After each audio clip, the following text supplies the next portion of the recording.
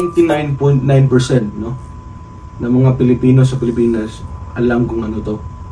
Kita niyo po. So kung anong pangalan ng bread na ito.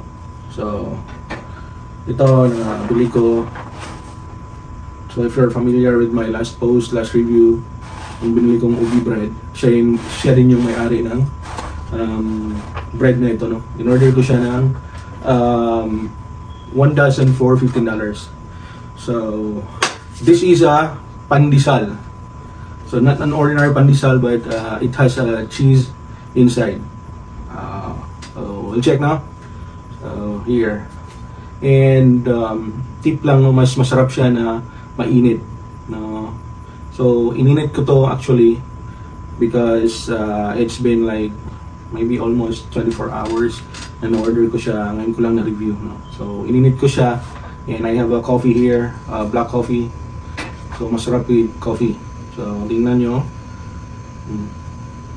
So yung cheese sa lalim, tapos tingnan nyo yung brown sa taas, no. Perfect kayo ang color. And let's check inside. So tanaw, ang lambot niya mga kaborji, no? Ang lambot niya. Tingnan natin inside, oh. Wow, look at that, look at the cheese, look at that. Grabe, oy. Kita niyo mga kaborji. So tikman natin without coffee, no? Try natin. Sobrang lambot ng bread. Hindi masyadong matamis. Sakto lang yung yung taste niya. Kasi minsan may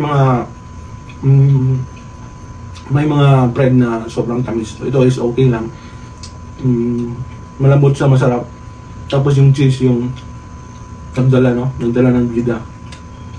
Sarap niya, no? Well, try natin. Tusnog na ito. Lipod siya, no? Almost Filipino. Kumakain ng bread, no? Inuugasan bago kinakain. So, check. Wow. Grabe. Masulti na ako, no, is pandesal with coffee is a perfect combination. Recommend ako, no, sa mga Pilipino dyan, no, especially in Gainesville, Newberry, or malapit dito. Kung na-miss nyo yung pandesal, no, kung na-miss nyo kumain ng mga bread, mga Filipino bread, recommended ako to. So ito siya. So Pinoy Sweets, no? Pinoy Sweets by Miss Eileen.